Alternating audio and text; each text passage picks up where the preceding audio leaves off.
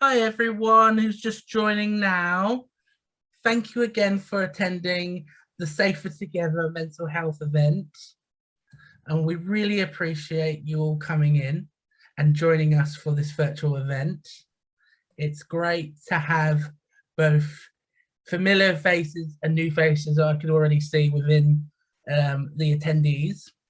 We're just going to let a few more people get in and get settled. But in the meantime, I just wanted to highlight some housekeeping matters. So firstly, everyone is in audience mode or attendee mode.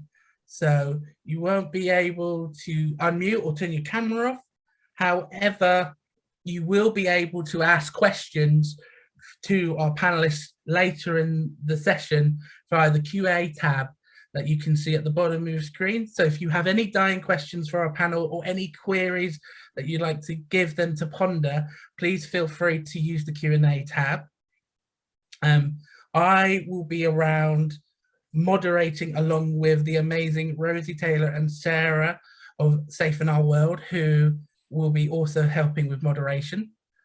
And other than that, we will have an introduction of Safe in Our World, of what they're doing at the moment and what they've got upcoming. And then we will go into the panel straight after. And like I say, audience Q&A at the end. Other than that, please ensure that you have a water to keep yourselves hydrated through this talk. And again, please do feel free to ask questions. And if we can't get around to your question, we'll be sure to save it and possibly ask it in a follow-up content. This event is being recorded, and so please be aware, and we will hopefully be releasing it at a later date. Outside of that, I would very much like to just highlight that this event couldn't be possible without the help of Safe in Our World, who will explain all about the amazing work they do in just a moment's time. But I also wanted to highlight to everyone about Raise the Game, which is the diversity pledge all about making long-term changes around EDI, which is equality, diversity and inclusion within the games industry. It's managed and facilitated by Ukie, but we work with so many amazing organizations, including Safe in Our World, who are a pledge supporter, who basically do the amazing work they do and thus support the work we do to keep it all going and make it happy. Later in the chat, I'll highlight a link for anyone who's not known about Raise the Game to have a look at it, along with the Safe in Our World links that both Rosie and Sarah will highlight in the chat. But for now, let's move on to the most amazing and interesting parts of this event, which is Safe in Our World's introduction and the panel, who are all amazing. And I can't wait for you all to hear what they have to say. So please let me introduce to the virtual stage, Gina Jackson, OBE. Thank you so much, Dom. And I want to welcome everyone to the mental health panel hosted by Ukie and Raise the Game. For those of you who don't know much about Safe in Our World as a charity, it was created by a bunch of industry people, a lot of them associated with Wire Productions, and some other of us who were part of a Ukie trade mission to China back in 2019. And we felt very strongly that we needed to use games as a platform to talk about mental health. And so it was created to foster a worldwide environment that we can talk about mental health, and to eliminate the stigma and to support good mental health environments. So some of the stuff we do for gamers, we have a Safer Together Discord server, which is moderated, and we have some great support there from Discord themselves. So it's a public server, and you can find that just by searching for Safer Together. I think Rosie's put up some great links there already. For industry, we have a level up initiative, so a pledge, not that different from this one, but to unite and to commit to change. So to have workplaces that ensure that the environment is safe and supportive for a team's mental health at all times. And we've been working on a particular course around community managers' mental health. We recognise the challenges faced by community managers. They're on the front line, supporting their communities with the community's mental health, but also they have their own mental health to take care of in what can often be a very stressful role. The expression "don't shoot the messenger" couldn't be more apt for community managers in both directions. And we need to make sure that they are supported in the best way that we can. And May is a big month in the mental health world. And we are about to launch our May fundraiser on Saturday, promoting some of the great multiplayer games where we know people can come together and be safer together. So huge thanks to people like Mediatonic, Gamebite, Curve, Wired, Layla, Hannah and Racine, who are our hosts and shoutcasters, and everyone else who's been massively involved. Look out first week in May for us to do that on Tiltify. So now to the panel, and I hope that some of our amazing panelists can turn on their cameras and appear on our virtual stage. Hi guys. So initially, if I start off by introducing myself, I'm Gina Jackson. I started working in the industry back in the early 90s, mainly working in development, in publishing and in straight development teams. I picked up a number of topics, being a previous CEO of Women in Games a long time ago. So diversity and education are very important to me, as is mental health. And I think diversity and mental health go hand in hand. Feeling like you fit in, I think, is a huge part of what we do. So I'd ask the panelists one by one to introduce themselves and to maybe give an idea why they're comfortable to join us on a mental health panel. So if I start off with, let's go in alphabetical order. And then I realise I can't work out my alphabet. So if you start off by introducing yourself. Yeah, for sure. Thank you, Gina, and thank you for hosting this event. Ukie, thank you for hosting this event. I'm really excited to really have this discussion with you all. My name is Dr. Ahmad Fredman. I am a medical doctor in the United States, working fully in games for health.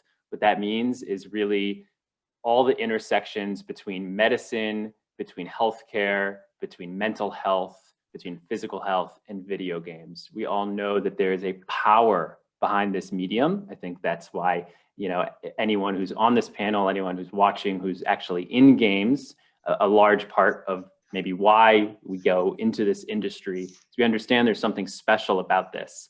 My job is to figure out how can we connect this in a real way to our health. So one of the ways that I do this is I'm very lucky to be on the clinical advisory board for Safe in Our World, to work with Safe in Our World and contribute in any way that I can and to help in the clinical direction that they move to ensure that we are making impactful changes in mental health within the games industry, mental health awareness in gaming in general. I also am the founder of Digital Doc Games, which you can see above me here, which is my content channel and consulting service, where I explore these things in the forms of podcasts and content. Again, the connection between games and health, and work with game studios who are creating games, dealing with topics of health, as well as medical companies who are creating products that actually incorporate aspects of gaming. So it's really wonderful to be here. Mental health is something that is near and dear to my heart. Going through the medical system, the medical education system, there is actually a lot of similarities between medical education and medical training and serving as a doctor. Actually, there's a lot of similarities between that and the games industry, funny enough, and I'm finding that to be more and more true. So that's something I'm looking forward to exploring and discussing about today. Okay, thank you. Antonella, we continue with the A's. Excellent. Hello, everyone. I'm Antonella. I'm Director of Global Community here at 505 Games. I'm also an ambassador for Safe in Our World. For those who don't know, 505 Games are a part of the Level Up initiative. So I'm working internally with a small group of people on a number of things internally to, help improve mental health and all that good stuff. I've been working in the industry for almost 9 years now. and I've been very, very fortunate to work on some incredible games, such as Control, Death Stranding, Abzu, Watch Dogs, and many more. Imposter Syndrome is something that's very, very close to my heart. It's something that I feel like I've suffered with for many years. And yeah, I look forward to talking to everyone here about it more openly. Thank you. Shahid, could you introduce yourself, please? Hello, thanks for having me on. I'm Shahid. I've been in the video games industry since close to the beginning. This is my 40th year. I started as a developer. I moved into publishing. I moved into my own startup, which failed miserably. And then I went to PlayStation, where I spent 6 miserable years, followed by 4 absolutely outstanding years. Some of the best years of my working life. And then I made the possibly catastrophic error of leaving probably the best gig in the entire industry after all that time to become a developer again, which I have to say so far, it's been 5 years now, I'm still enjoying. And I know you talk very openly, and I do listen to your YouTube posts about, oh yes, I do. I watch them on my telly. But you talk very openly about how you feel a lot. How important is that to you and to how you inspire other people? It's the only defense mechanism I've got. Because from a young age, as the son of immigrants, I was forever putting up a front. I mean, I've got the most obscenely posh accent when I need it. And that's no accident. It was a survival mechanism. I went to a very nice C of E school. Headmaster was very traditional, and he liked me. As his party piece, he used to get me to read the Telegraph editorial to other parents. I don't even remember doing that, but I'm told with confidence that that's what I used to, and you can just imagine what he was thinking. Oh look, we've got a little brown boy here, and he's, you know, he can read like us. In fact, he can read better than some of you.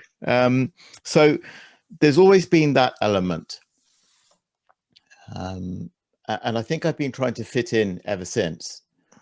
But the vulnerability is essential, because for a long time what I did was I put up a front to that vulnerability, and that front appeared as somebody who was arrogant, controversial, provocative, and it was just a defense mechanism.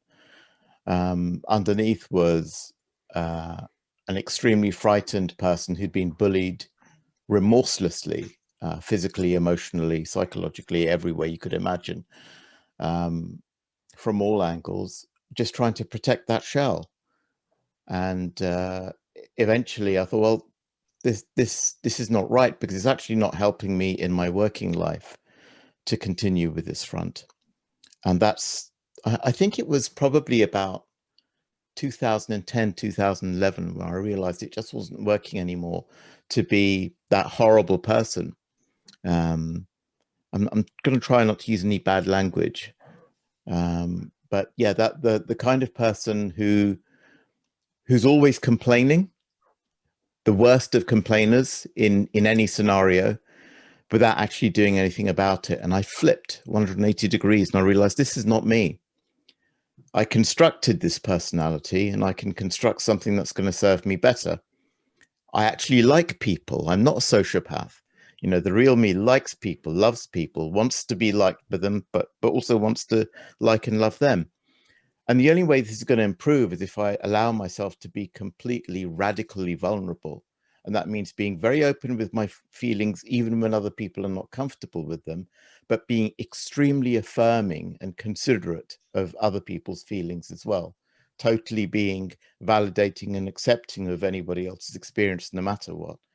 Because let's face it, we're all winging it, right? Oh yes, we are. So thank you, and thank you for being so open. I do enjoy reading and watching your stuff. Sunit, could you introduce yourself? Of course, thank you, Gina. So I'm Sunit Sharma. I'm a legal executive at Sega. I've been in the games industry for about a year, so I'm a fresh young face. So I have been an ambassador for Safe in Our World for about a year. And I have, from the mental health perspective, I have a diagnosis of depression with psychotic and paranoid symptoms.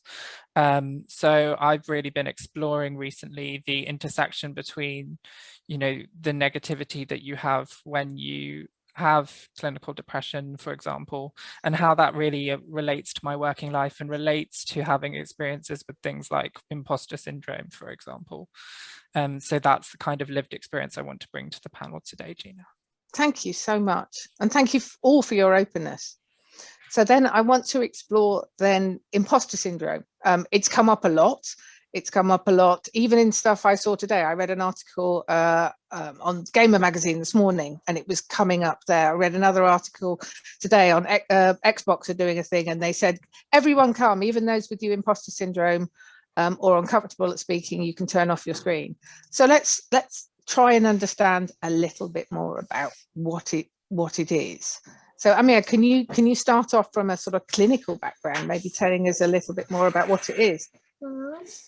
Yeah, for sure. So imposter syndrome, this is my favorite part of any Zoom call, is when the adorable kids get to come on. So it's learning for all ages here. Imposter syndrome is not a disease.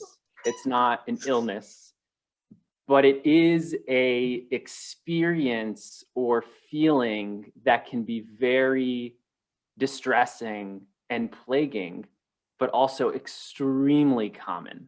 I think most people have some understanding of what imposter syndrome feels like, what it is, because it is so common. I think, the statistics, as this is a very hard thing to measure, but I've seen, 70 to 80% of people will experience imposter syndrome at some point, right?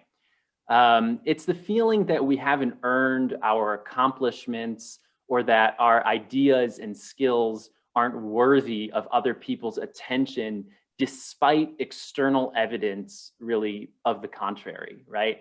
People have a tendency, if they're feeling imposter syndrome, to incorrectly attribute their success to luck, to, or deceiving others that you're more intelligent or talented than they themselves perceive themselves to be. There's also obviously a component of comparing yourself to others.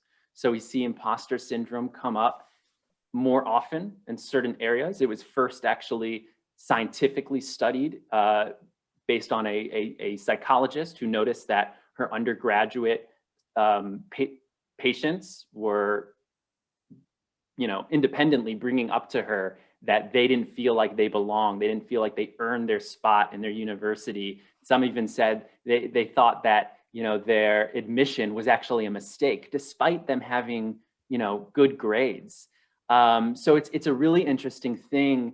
And Shahid, I'm really glad that you brought up, and Gina, that you brought up the importance of talking about it, because I think through panels like this, and I'm sure this will continue to come up in our discussion, that's really the only way to come close to diminishing the harmful effects of imposter syndrome, is to discuss it, because a very closely related concept to imposter syndrome is something called pluralistic ignorance. And it's very similar to imposter syndrome, the difference being that it may not necessarily be about, someone who has a lot of skills or talent in some area, but what pluralistic ignorance is really the fact that we all are privately doubting ourselves, and that's something we all are doing, but we're not talking about it. So we think we're alone. We don't think other people are having that feelings. But the truth is, and as you'll see, when you open it up for discussion, and let's take it one step further, if workplaces, if cultures, if online communities can open it up for discussion, there's many, many different reasons why people feel imposter syndrome. So there's not one solution, but if we can talk about it, we can normalize it, and we can see, hey, everyone feels this way. And therefore, we actually can take a step in hopefully not feeling that way. I hope that was helpful in understanding a little bit about imposter syndrome. So opening it up to the rest of the panel, is that something that you recognize in yourselves, in your work environment, in the people that you work with? Is it something that you think is very common? Yeah, I think so. And I think one thing I've noticed personally is the further I've moved up the career ladder, sometimes the worse it gets. Or when things do go right, I question it even more. For me personally, I've never had the highest level of confidence, but it wasn't until I found myself in a really good situation work-wise that actually the imposter syndrome got worse. So to give an example, which is quite an embarrassing one, but I remember a few years ago, I got my first promotion in a job, and prior to my job at 505, I had a year where I had 2 job losses in the space of literally a few months. And I literally questioned whether I even should be in this industry, whether I should look elsewhere. And then when I did land my job at 505, things started to go really well, and I was like, okay, this is good. And then ultimately I got a promotion. I'll never forget the Friday I found out I got the promotion. I should have been really happy and excited because I made it clear to the company that's the route I want to go down.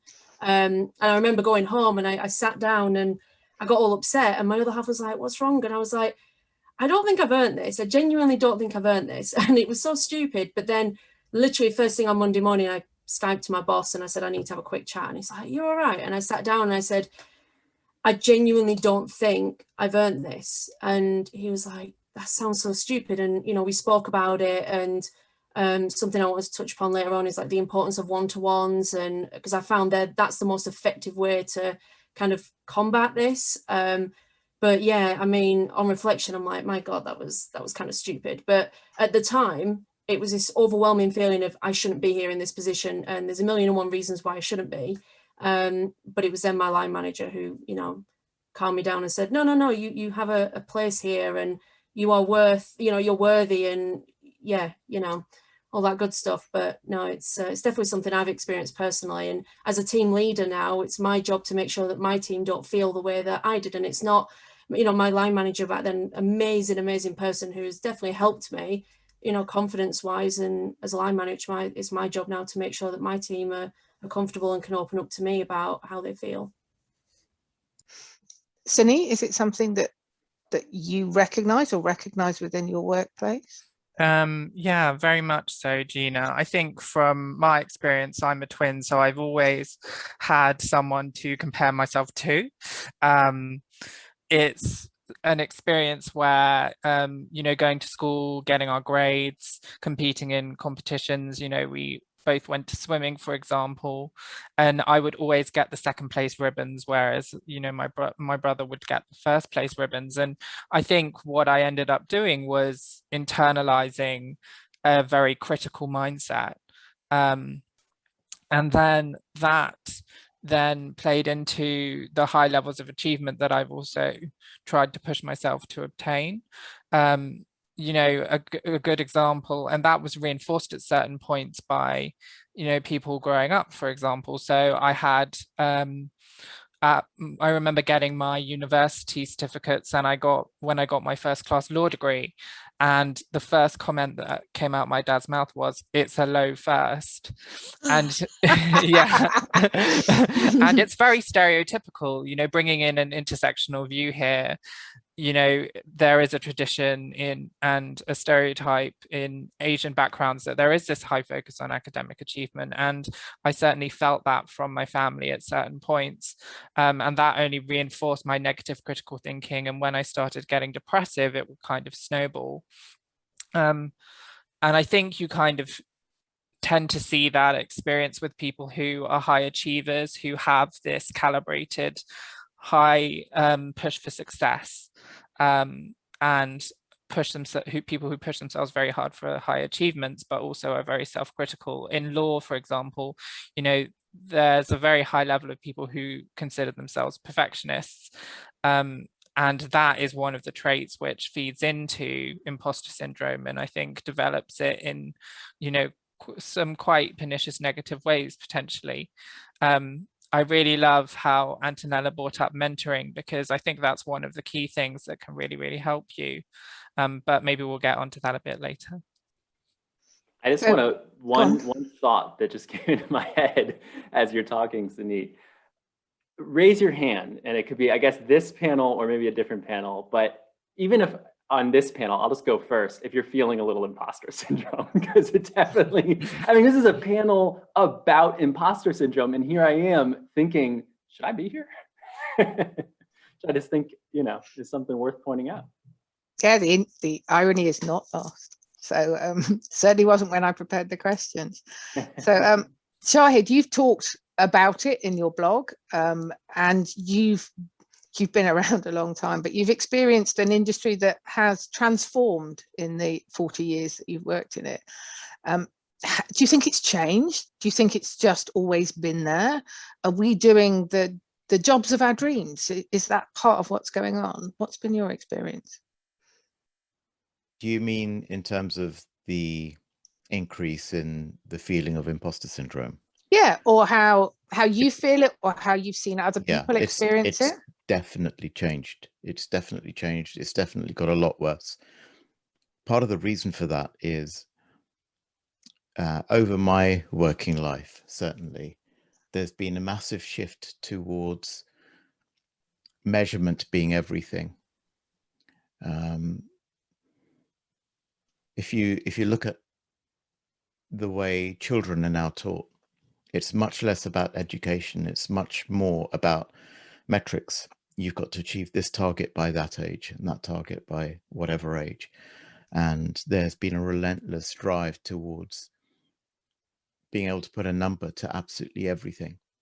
And what that does, first of all, the numbers are not necessarily as meaningful as we would like them to be, but they're there. They're the only things we can use.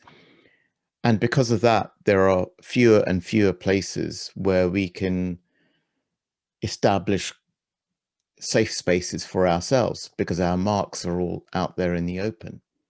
I mean, come on, we're now talking about our body fat percentages. Nobody knew what their body fat percentage was when I started in this industry.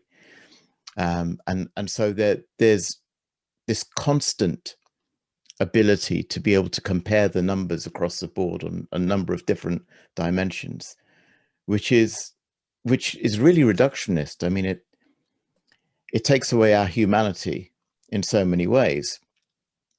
And I was particularly moved by Sunit's earlier point about a low first. I mean, that struck home, especially the intersectionality aspect. I mean, DESI parents are absolutely notorious for being that hard on their kids. I mean, I was first at everything for every year of my primary school, by far the most intelligent pupil that school ever had, except year 5 when I finished second.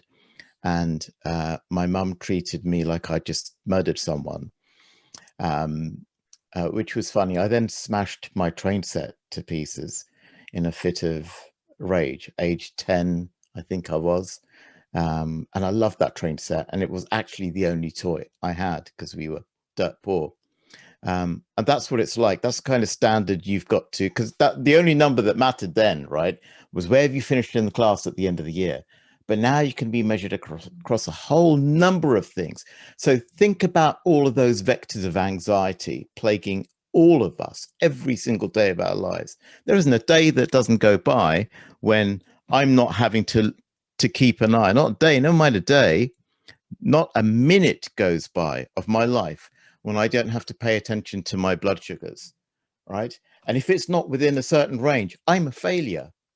I'm not good enough. Meanwhile, I've got Instagram and YouTube and every other social media platform telling me who the good people are, right? So I don't fit in. These people have got excellent blood sugars. There's another way I can attack myself. And I'm sure everyone on the panel can relate to that on a number of different levels at which they're currently measuring themselves. They'll find millions of examples of people who measure up, and yet another supporting piece of evidence to show why they don't. And it's all, I want to use a bad word here, but I won't. It's all rubbish. It's absolute rubbish. Everybody here is wonderful. When I say here, I mean on the planet. And I don't mean wonderful in terms of whatever achievement metric we decide to throw up, because that doesn't mean anything ultimately. You know, I was listening to this wonderful story yesterday about a mum being with her son while the son was dying, young son. And she felt like he was going to pass.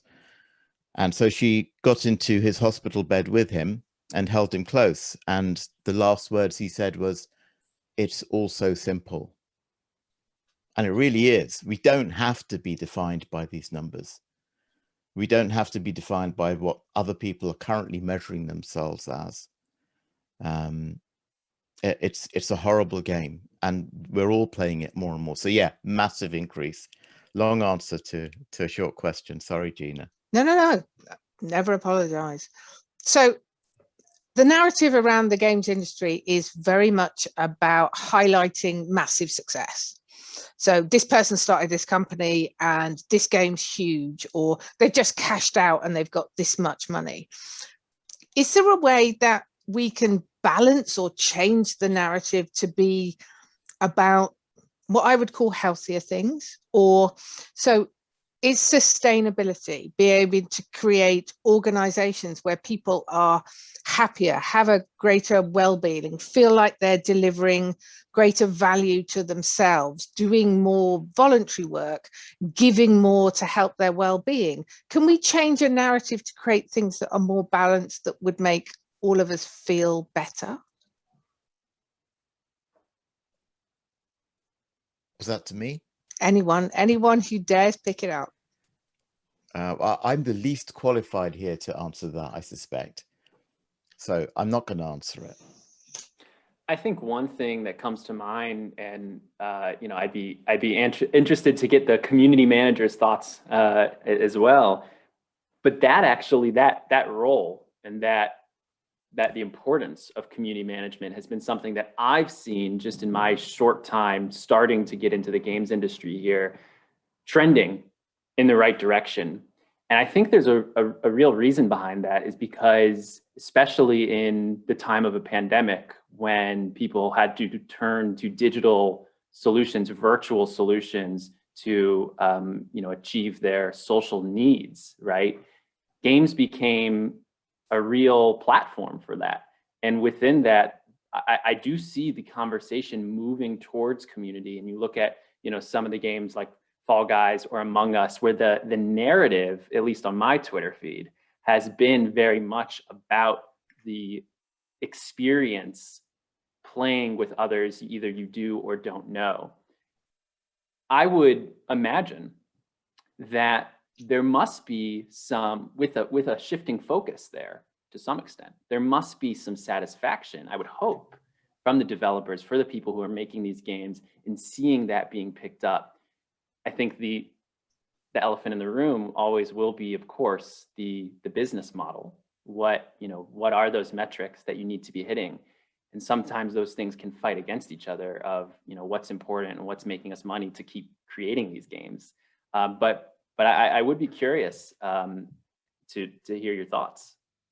Really interesting one, actually. I think the way we've done community management, especially over the past year, has changed in certain ways. There are certain, campaigns or activations that we would probably normally run that we haven't done, just because even though there is this nice, coming together of people in, these difficult times, we also know that everyone is going through their own troubles and, all that stuff. And we're very conscious of that. So for example, if we want to do something for April Fools, we would take a step back and kind of go, actually, does this make sense given the current climate? And there have been times where we've gone, actually, no, it doesn't make sense right now. It is really interesting. I think one thing I have noticed is, while there's definitely a lot of positivity there and, communities coming together, there's also, I found that it's easier to potentially not wind people up, but people get angrier a lot more quickly now, which, I mean, we see it all the time in game dev and publishing. We see a lot online, people getting angry, but I think it's more prominent now than ever, because people are on edge. People are very quick to get into arguments, and yeah, it's difficult. We've definitely learned a lot in the last year in the community management space. I know it doesn't really answer your question, but yeah, it's been interesting. I think it does in a way, because you're talking about a different message. You're talking about well-being. I'm really curious about toxic communities and how they impact on, for example, game sales. And is there a direct link? So by us doing things differently and putting well-being higher up the agenda, and maybe some of the other metrics further down, are we creating a different narrative across the sector? is there anything you think we can do, or anything you've experienced? I think you touched on the one-on-ones and the mentoring that can really help with this issue, that we can practically look at to support ourselves or to support other people that we work with. Yeah, so I think, so one thing we did here at Faryal 5 a couple of years ago was we had a look at our internal policies, and we kind of went, right, if any of us, whether you work in community management or not, find ourselves in a difficult position online or whatever, like, what will the company do to support you? You know, what can we do to help that individual? And what we ended up doing was we worked with an external legal team and our internal legal team to basically formulate like a social media policy / guidelines document that, you know, it states all the obvious stuff of like, you can do this, you can't do that sort of thing, all the obvious stuff. But what this basically did was offer everybody within the company guidance on how to deal with a certain situation, so no one ever felt like they were alone. So we have like an escalation process now where it's like, if you ever find yourself in a difficult position online, here are the steps that you can take with our support to help, you know, resolve that problem or potentially resolve that problem. I think that's worked, you know, wonders. And hopefully, you know, everyone internally feels like if they are in that difficult position at any point, they can turn to somebody within the company, whether it's the community management team or their line manager, and have that discussion. And, you know, it goes as far as, okay, block the individual to, if you're in immediate danger, 505 will, you know, we'll call the police and we'll get it sorted. So do you think that safer, supportive environment helps people with their general mental health and with this imposter syndrome that a lot of us appear to be suffering from? I mean, I can't speak on behalf of the entire team, but as somebody who has suffered, you know, from imposter syndrome, I feel massively reassured. And without going into too much detail, there has been instances where I have felt really uncomfortable off the back of something that's happened online, and senior management have been absolutely all over it. And that's given me comfort and reassurance that, you know, I am being looked after, my team's going to be looked after. And it does help, because I think it was one of those things where it's like, I'm very happy here, but actually it's not clear to me what will the company do to support any of us if we find ourselves in this a difficult situation. So I'd like to think so, based on the fact that it's helped me personally. Tanique, you mentioned mentoring before as being something you thought was very powerful, particularly with imposter syndrome. Is there more that you can expand on that, on what in particular? I mean, is it even down to the identification that you're worthy of having a mentor?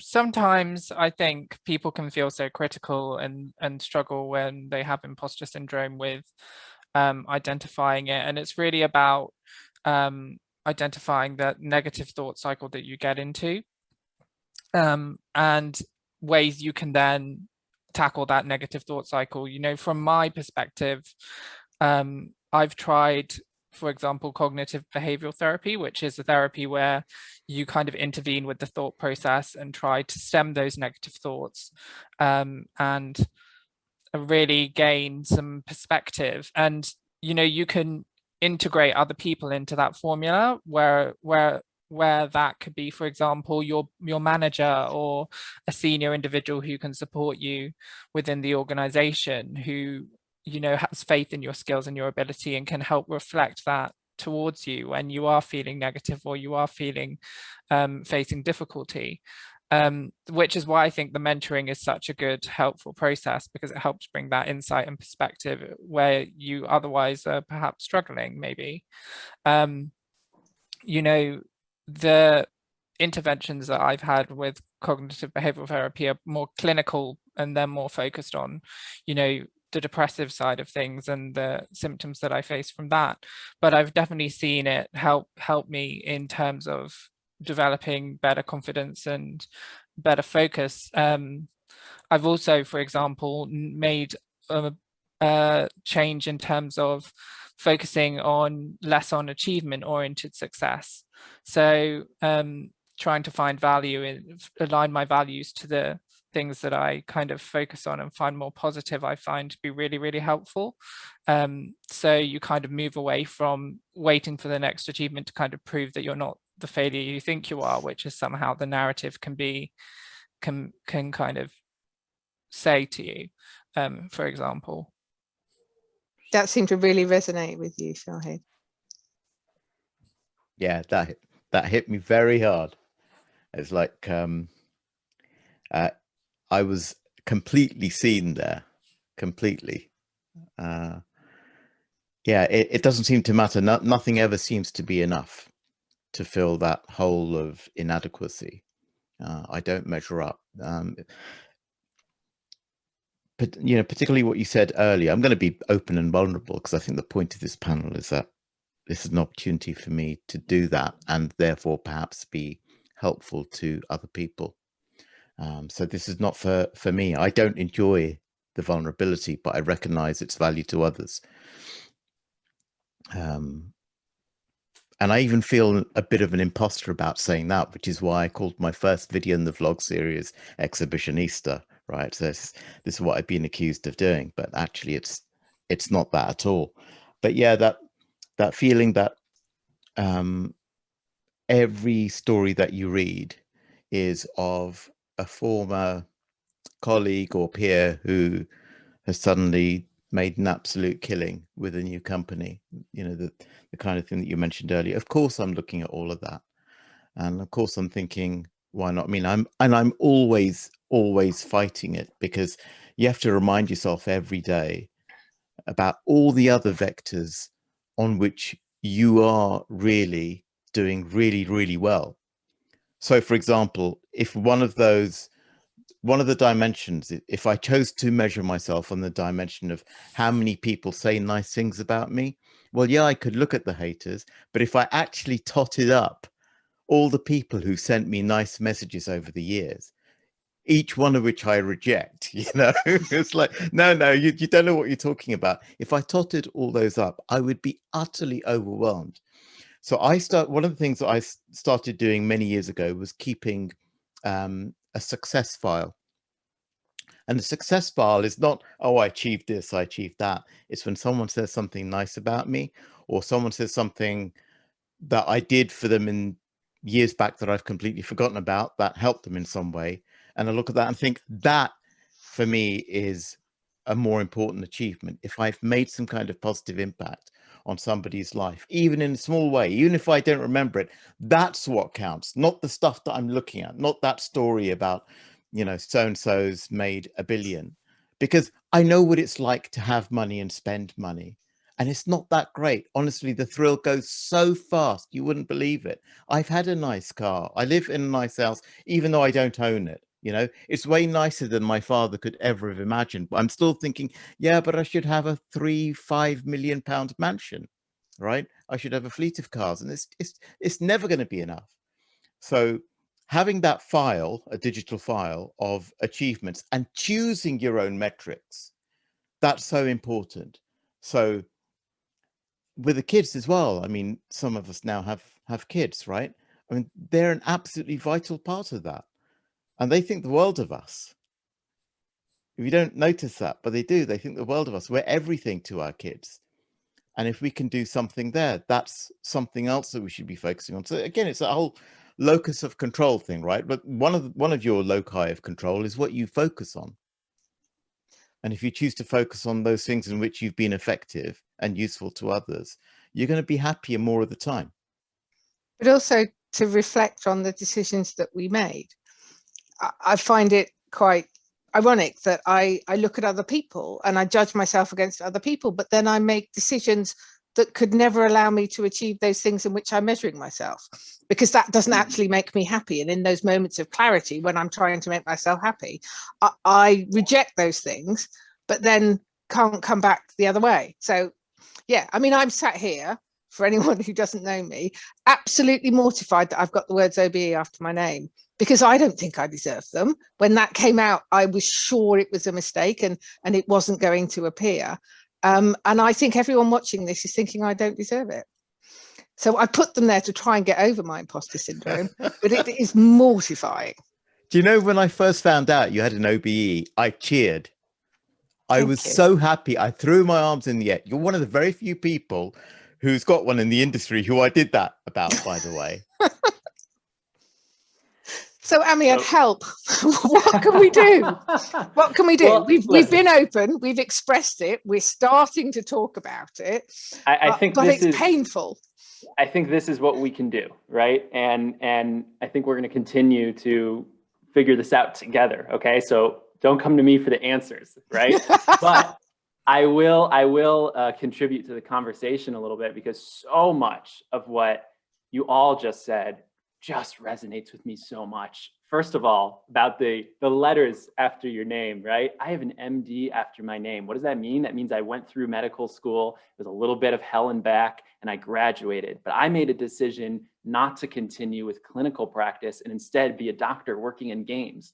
What does that mean? I made that up. What is that? I have so much imposter syndrome on the clinical side of things. If I speak to a physician, are they judging me, right? Because I took a different path than them, right? On the game side, the same thing. When I work with game studios, I work with a fantastic company that's building medical education video games for doctors. And they have incredible talent, wide-reaching veterans of the games industry. And on the game side, I say, well, what do you want to hear my design input for, right? But it always comes back, and I love, Shahid, what you said about choosing your own metrics, because that is what you have to do, and that is what I have to do, which is, the whole reason I got into podcasting and consulting in the first place, because a mentor of mine said, Ahmad, he saw what I was tweeting, he knew I was really interested in games for health. He's like, you have a really unique voice, you have a really unique opinion, you should podcast. And I'm like, okay, well, I've never really thought about it, but hold on, let me get you on the phone, we'll record it and we'll do our first podcast together. And that's what I have to focus on, is every single person has their unique voice, and no one else has that. You cannot be an imposter if you focus on your voice and what do you want to say. And if you're a content creator, no content creator is like you. You have your own platform and someone's coming to you because of who you are. So I think, to me, that's a huge part of the solution, is focusing on what makes you unique. And I'm so thrilled, Shahid, to hear that you did that. I think journaling is a fantastic way to do that. I journal, I capture the good, I also capture the bad. I write down, what am I doing when I look at content creation? What did I do that worked? What did I do that doesn't work? Because otherwise I just feel like a failure. But if I can point it to some external factor and say, oh, this method, this word that I put in my description led to this outcome, that helps me not only become a better producer and content creator, but it helps me, feel better and diminish those imposter feelings. Antonello, I've heard you speak in the past, and you mentioned it slightly, is the importance of one-to-ones and how that has helped you in a particular circumstance. But can you maybe talk on a practical level of how you've implemented that within your team or within your business, and how important they are? Because certainly from my perspective in different teams, there've been a moment in a week or in a fortnight that's utter dread, that oh my God, it's going to be another confrontation with this person or that person. I've got to do this one-to-one and I don't want to do it. How do we make those a great experience and really useful and supportive? So I used to feel exactly the same way when I worked at previous companies. One-to-ones, I used to dread them. I used to go in there, my heart rate was crazy high, because I just had this feeling it was going to be, here's a rundown this week of all the things you're not doing right.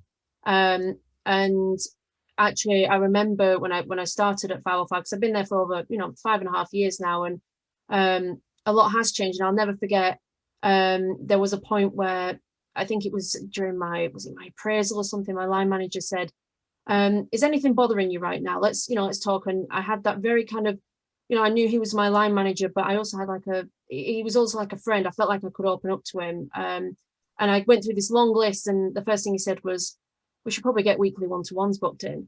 And I said, yeah, let's do it. And the way we position those one-to-ones is, it's an opportunity for whoever it is you're having that one-to-one with to come to the table with anything and everything and talk, through that stuff with somebody who is in a position to potentially help. And if they can't help, they can speak to somebody who can help.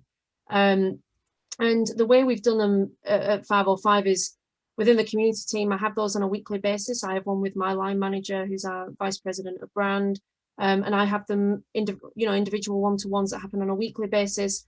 I put 30 minutes in the diary, but if they go on for an hour, that's fine.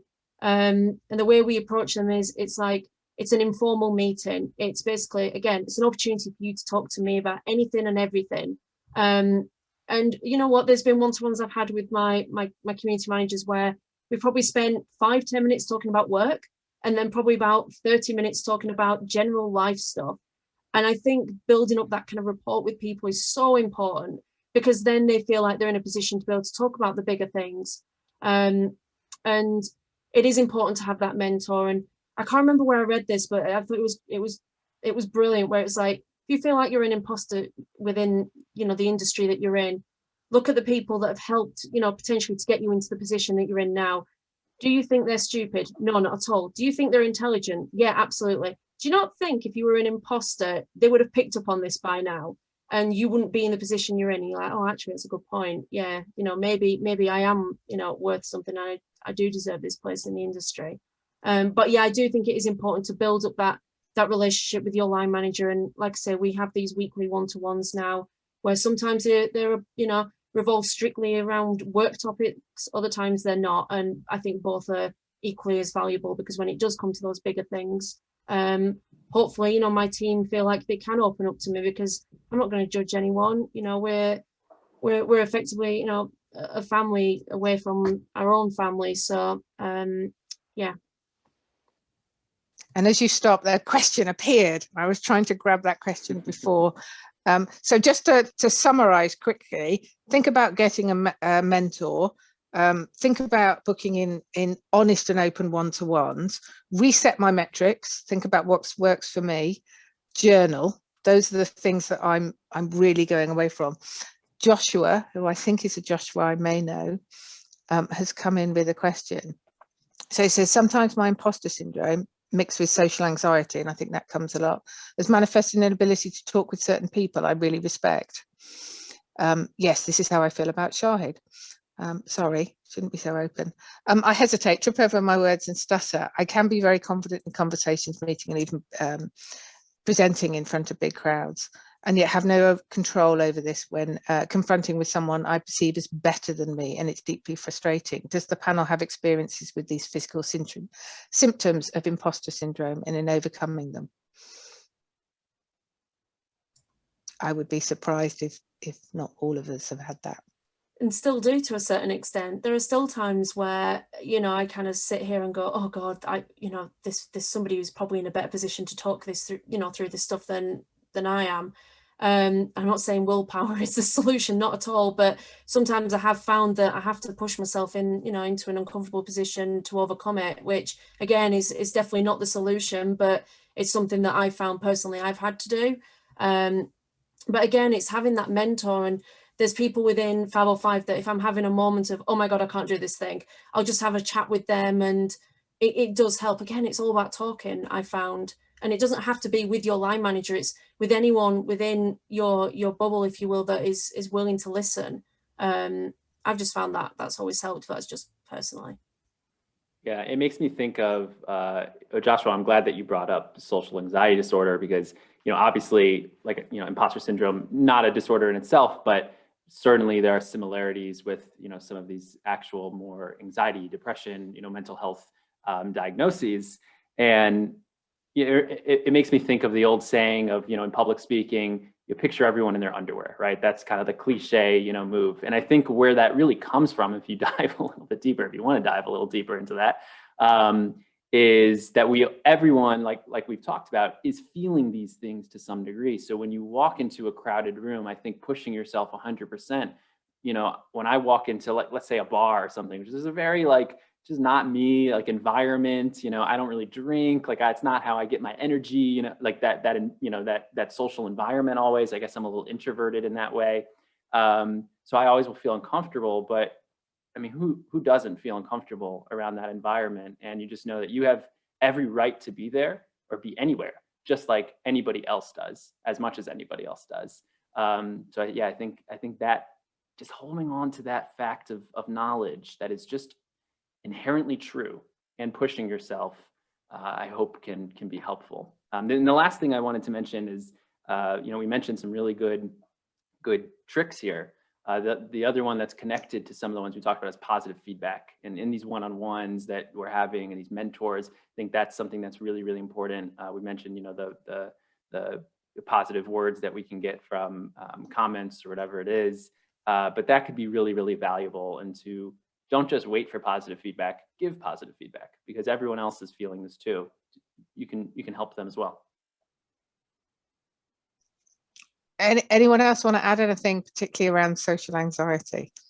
I think social anxiety is the same as, in a sense, as imposter syndrome. Most people experience it, but very few people will talk about it openly. There are moments of going into a bar at GDC that I have to force myself to put one foot in front of the other.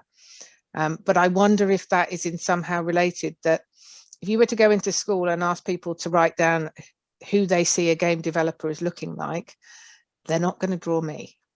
They're not going to draw a middle-aged, middle-class white woman. But I think, as a panel, none of us fit into those stereotypes.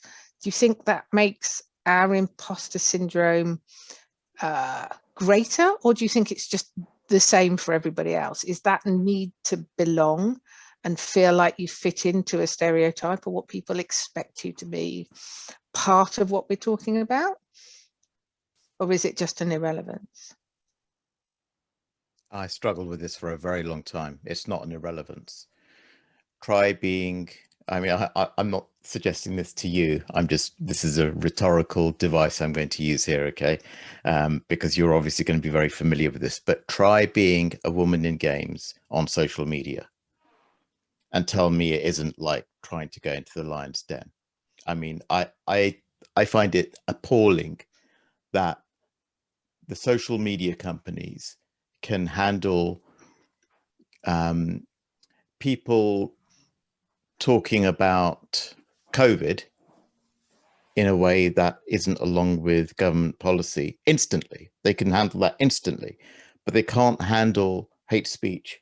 They can't handle racism, sexism, and the most vicious harassment. And women get it more than men. Okay, so that's the first thing.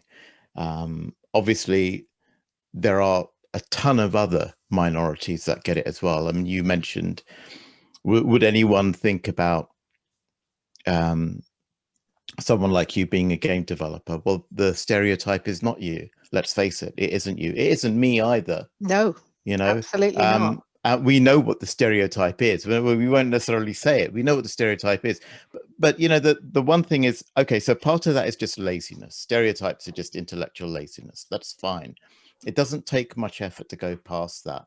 And I think the silent majority are quite happy to accept that you can be a game developer, Gina, and I can be a game developer, Gina. But the problem is, in wider society, when you've got people in leadership positions, when they start to select, they're always going to go with the people they know, and the people they know always happen to be the people who fit into the stereotype, which makes it harder and harder for people like us to be called on as resources or advisors or mentors, or but just people looking for jobs. Yeah, because people often offer me marketing jobs, which amuses me greatly. Because I've never worked in marketing in my life, but that's the stereotype I fit into.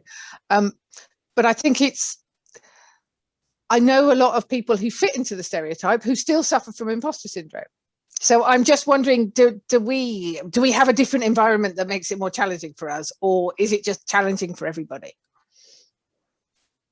It's really interesting. I mean, I remember the first time I experienced a moment where for a moment I kind of went, oh, maybe I don't belong here. But actually, I got quite angry over the situation, because I remember a few years ago, I'd worked on Watch Dogs, and I remember I thought to myself, you know what, I'm going to go along to the midnight launch. I'm going to go and pick up a copy of the game I worked on, the special edition. And I remember getting to the till at game, and they had like a raffle ticket thing, and I remember there was a guy stood behind me, and he said something along the lines of, "I didn't realize girls played games like Watch Dogs." And I turned around to him and I went, "Excuse me?" And he went, "Oh, sorry, love." He goes, I just didn't think." My other half was with me and he stayed quiet. And I'm not a confrontational person at all, but for a moment, yeah, of course it hurt. Of course it hurt. And then I just turned around and I went, "I worked on this game." And then he was like, "Oh, okay, yeah, sorry." And I was like, you know what, whatever it is. And that was the first time I experienced that. And then you do kind of sit back and go, actually, do I belong in this industry? But, you know, I got over it pretty quickly, thank God. But, you know, there are other people who wouldn't. And, you know, they might try and go, you know, actually, forget it. It's difficult. It's really, really difficult. So, Sunit, you come in with your first class honours. I don't care what kind of first class honours. You've got first class honours in law, my goodness. But was the expectation to work to then move into games?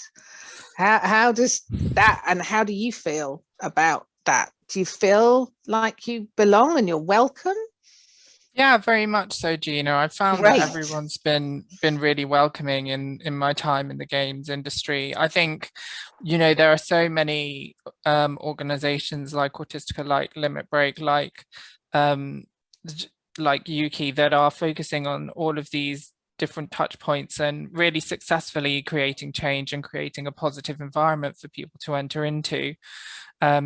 You know, I was talking with someone into games about the difficulties faced by people at a graduate level, you know, getting the first foot up into the games industry and how they're opening up opportunities there.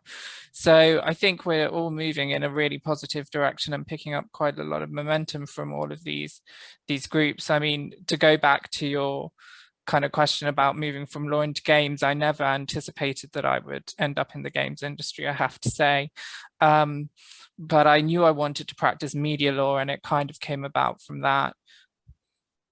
I am so delighted that you've had such a positive experience. And I think that's potentially the best way for us to wrap up our hour here, is that there is great support out there. We've covered some things that I will definitely take away. I am going to seriously look at journaling and see if I can find that way through. I've certainly found that finding my authentic voice and being comfortable being me has helped around, but the imposter syndrome is always still there. So I am going to start doing more one-to-ones and working more with mentors. And the biggest thing I can say about mentors is mentors don't have to be given to you. You can find anyone as a mentor. The label can just be your own. You don't need to be in a mentoring program, although mentoring programs are great. I'm in a very strange one at the moment as a mentee, and be both at any level. Please go ahead and be both. So a huge thank you to all of you for being so open and honest. It's been incredible, and I hope that other people and all of us have managed to learn something during this hour-long panel. So thank you so much. Thank you. I don't know if Dom wants to step in and say a final word. No, I absolutely adored that. So thank you all for your time and efforts for this panel. I really appreciate it. And I've also done a tweet to say my appreciation. So double action. But also, just wanted to make sure, as I stated in the comments, if you've got any dying questions for the panelists, please do ask them in the next 5 to 10 minutes, because obviously this is the optimal time. However, I thought before we end, since you lovely people joined us, is there anything that you'd like to promote to our audience that you are either currently working on or just work you're doing? Because obviously I want to highlight the fact that you're amazing individuals and you're not imposters. You're amazing industry professionals. So if we, like we did before, maybe where we did alphabetical order from A to Z first, how about we go in the opposite order this time? So Sunit, is there anything that you'd like to highlight or promote to our amazing audience? There's a great mentoring scheme that is now open for applications called Limit Break, which focuses on underrepresented groups within the gaming industry. I just want to quickly plug that. It's a great scheme for anyone who has over 5 years of experience in the industry. You can apply to be a mentor. If you've got some experience in the industry, you can apply to be a mentee. So I'd really encourage you all to sign up.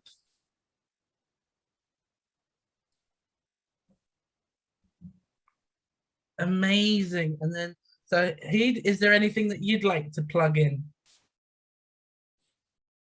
Sorry, was that me? Yeah. Is there anything that you'd like to plug? Yeah, I do. Thanks. I do a weekly newsletter. It's free, called Dancing Monkeys. It's at dancingmonkeys.substack.com. Please subscribe. If you like some of the nonsense I witted on about here, you might like some more of it delivered to you weekly. It's mainly about mindset in video games development and how it could possibly relate to other professions as well. So there you go, dancingmonkeys.substack.com. I'm going to put all the links that our amazing panelists are putting up. So everyone's going to get the links to those. And then our next in backwards alphabetical order. I hope I'm pronouncing your name right. Please, apologies. It's okay. Just call me Ant. It's fine. I really appreciate that. Again. You know something? I'm going to plug Safe in Our World here because we, as 505, became part of the Level Up initiative last year. And it's not a quick fix, but we've taken, you know, lots of small steps in the right direction internally to improve mental well-being within the company, and we still continue to do so. And the support from Safe in Our World has been incredible. And you know, there have been times where we've kind of go, oh my God, there's so much to try and take in. What direction should we go in next? And Safe in Our World have just been absolutely outstanding in really helping us. And long may this partnership continue, because we are starting to see change, and it's really, really good to see. Excellent. And our last panelist, is there anything you'd like to plug in? Well, first of all, I just want to say I'm very excited to be a new subscriber to Dancing Monkeys. Fantastic name. I'm excited for my first newsletter. But, you know, yeah, for sure. If you have the time, go check out youtube.com/digital.games, also on podcasts. Really, if you're interested in that intersection of exploring that a little bit more with me of games and health, go check it out. I think you'll find something you like. And then the other thing I just want to throw out there is, we talked about it a lot today, but with mental health, with imposter syndrome, with all these things, with content creation, with product development, I wholeheartedly believe that collaboration is the key. And like I've said, like we've said, talking about it is the key. So if there's anything I can do if you just want to bounce some thoughts around, if you want to, you know, collaborate in some way, if you want to talk about content creation, whatever it is, feel free to DM me on Twitter. You can email me. My emails should be on my Twitter as well. I'd love to have that conversation and all work together to this common goal of improving mental health in the games industry. So quickly, just looking at the questions, can I say to global marketing, please get in contact. We might have a course that can help directly with the stuff that you're saying in your tweet. Sorry, in your message there. Please get in contact with me, Sarah, or Rosie. I think we can help directly with you. Any advice on how managers can be supportive of their team, create encouraging a working environment where the team feels safe? So I would say, if you can come and talk to us about Level Up and the work that maybe we're doing with Antonella anyway. But outside of that, I would say there's been some great advice around the one-to-ones, around bringing out positivity and successes, and making it more balanced, and having, you know, I come from an environment where we still do Snap Cup, which goes back to Legally Blonde, but starting off a meeting with your celebrations. We so rarely do that. We get into all the things that have gone wrong, and that resonates with everything that we do, and it's creating a balance. I think some of the stuff that Shahid said about setting your own vectors, working out what's really important to you, and trying not to be influenced by other people, and doing the same thing with your team. So when you do your yearly reviews, it doesn't all need to just be about a series of targets. There can be well-being and other stuff around that. I don't know if any of the panel want to just jump in there with other suggestions. No, I just wanted to basically reiterate what you've just said. I mean, something that we're encouraged to do, especially community managers, because community managers, we are on the front line, but there, you know, and there is obviously a lot of negativity out there, but there's also a lot of positivity, and there's a lot of reason for us to, you know, there's a lot of cool stuff going on as well. And something that somebody internally basically said was, you know, when you're doing these cool activations, you know, send a company-wide email. And I'm like, oh God, I don't want to do that. That's nothing really to scream and shout about. And they said, no, please do that. Please share this stuff with the wider team. Let's celebrate success. And it is something that I know that my team don't always feel comfortable about doing. So I'm the one pushing myself in that uncomfortable direction to show them that it's okay. And yeah, it is something we're trying to do more of now. Even just like I say, it's simple company-wide emails. I mean, they're not easy. That, you know, the heart rate goes up as you're about to press the send button, but it is something we're trying to do more of. It's little small things like that that I think can make a really big difference. It's all about celebrating success as opposed to focusing on those moments where things don't particularly go right. Because there is a lot of positivity out there, and it's about focusing our attention on that stuff. And then taking what people say and using Shahid's example of keeping them in a file. Exactly.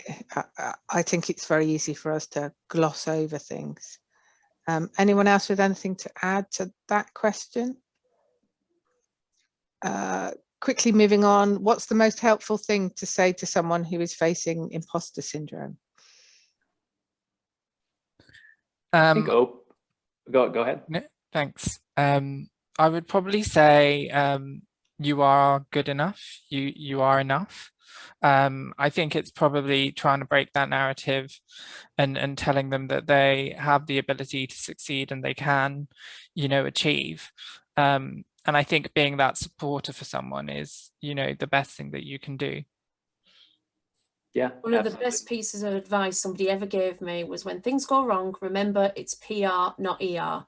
And I really quite like that. I'm like, actually, it's quite good just to kind of put things into context. I quite like that piece of advice.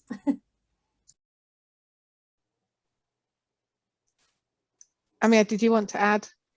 You know, I mean, I think great things were shared. The only thing I would say is, depending the context of the situation, sometimes listening is what you need to do, and just take a seat and listen.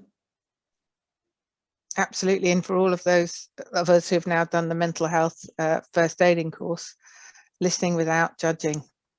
It's not easy, but it's really, really powerful. And then the final question, any advice from a panelist on how to deal with negativity from all sides as a community manager, from players, from dev publishing teams? My co-workers don't see the value in my work, and I find myself on the defensive a lot.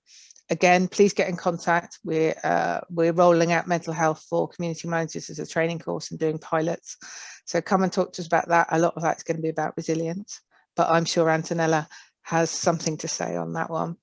It's interesting because there's this weird, I remember when I first got into community management, it was like, oh, you know, communities don't sleep, you need to be online 24/7.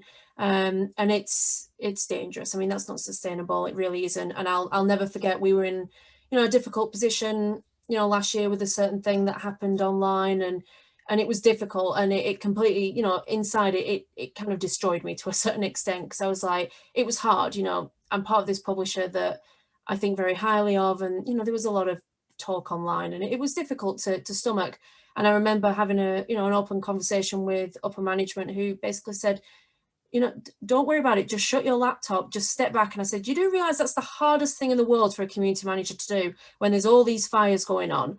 And it was, honestly, it was so difficult. But they said, no, seriously, we don't want to see you online. We want you to just shut your laptop, take a step back, don't worry about it. Like, there's nothing you can say or do that's going to resolve this right now.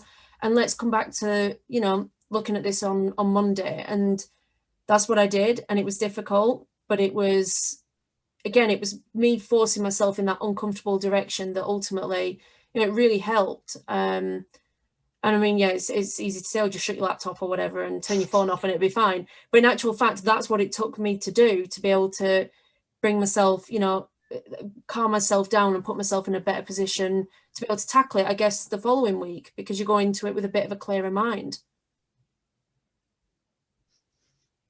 Okay, we've cleared all the questions, Dom, I think.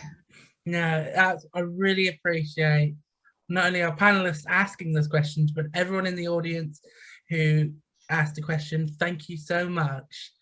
I think even though it's 1:15, I think as a sense to the mental health aspect, we can end early and have 50 more minutes extra mental reflection time. So I really, once again, cannot absolutely hold my gratitude in for these amazing individuals who have joined Gina on the panel. Please, please, please check out their plugs, but also we'll be doing a follow-up email next week with the plugs involved as well, so that anyone who couldn't make it today can get them.